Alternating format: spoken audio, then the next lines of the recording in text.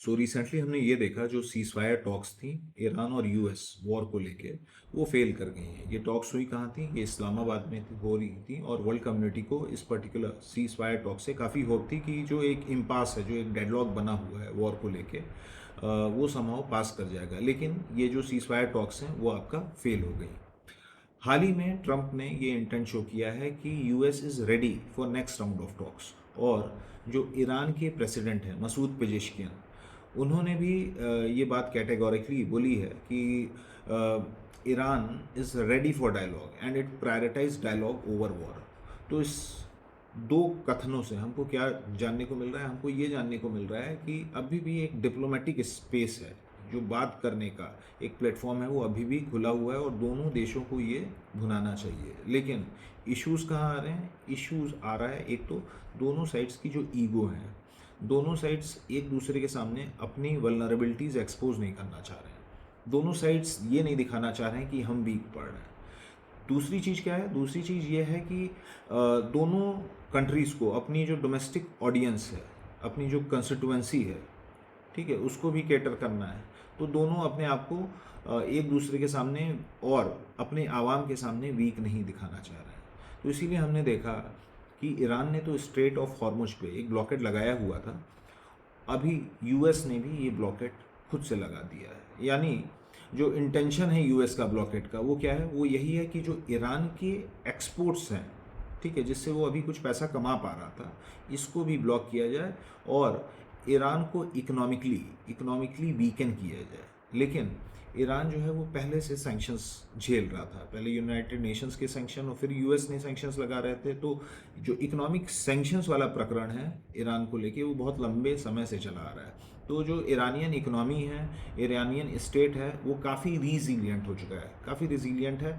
और अब उसको बहुत ज़्यादा फ़र्क नहीं पड़ता है। ऑब्वियसली बात है, थोड़ी बहुत वहाँ पे तंगी आई है और लोग परेशान हैं, लेकिन चूंकि वो सैंक्शंस बहुत लंबे समय से झेल रहा है, तो उसको अब बहुत ज़्यादा फ़र्क नहीं पड़ रहा है।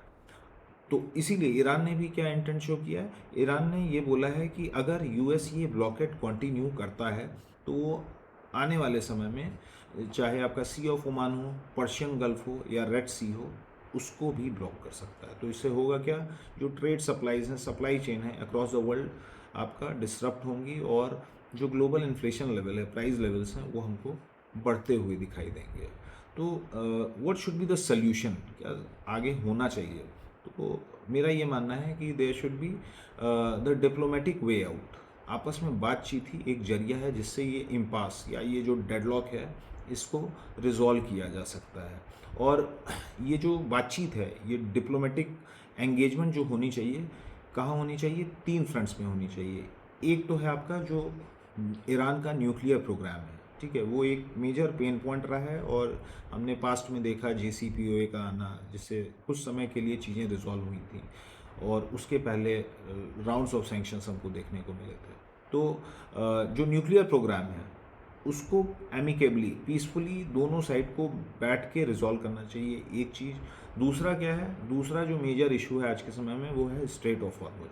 स्ट्रेट ऑफ हॉर्मुज का जो ब्लॉकेड है, वो सिर्फ ईरान और यूएस को ही अफेक्ट नहीं कर रहा है, ये तमाम जितनी कंट्रीज़ हैं, क्योंकि ये चूँकि स्ट्रेट ऑफ हॉर्मुज एक इम्पॉर्टेंट ग्लोबल ट्रेड रूट है, तो ये दुनिया भर के जो देश हैं, उनके जो एक्सपोर्ट और इंपोर्ट्स हैं, उनको भी इम्पैक्ट कर रहा है।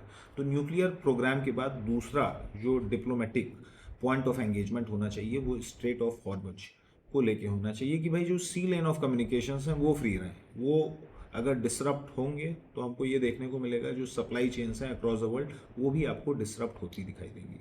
तीसरा पॉइंट ऑफ एंगेजमेंट जो है, वो होना चाहिए आपका जो फ्यूचर्स ऑफ प्रॉक्सीज़ हैं, जो 3H हैं, हमास है, हिजबुल्लाह है और आपका हुथीज़ हैं, इनका क्या फ्यूचर रहेगा? कि इनको धीरे धीरे कैसे न्यूट्रलाइज किया जाए, क्योंकि ये एक मेजर पेन पॉइंट रहा है ईरान और इजराइल के रिलेशन के बीच में। तो वे आउट क्या होना चाहिए? डिप्लोमेटिकली बात होनी चाहिए, बातचीत को शेल्फ पे नहीं रखना चाहिए, बातचीत करते रहनी चाहिए। Diplomatic engagement is a way out of this particular deadlock. दूसरी चीज़ क्या है?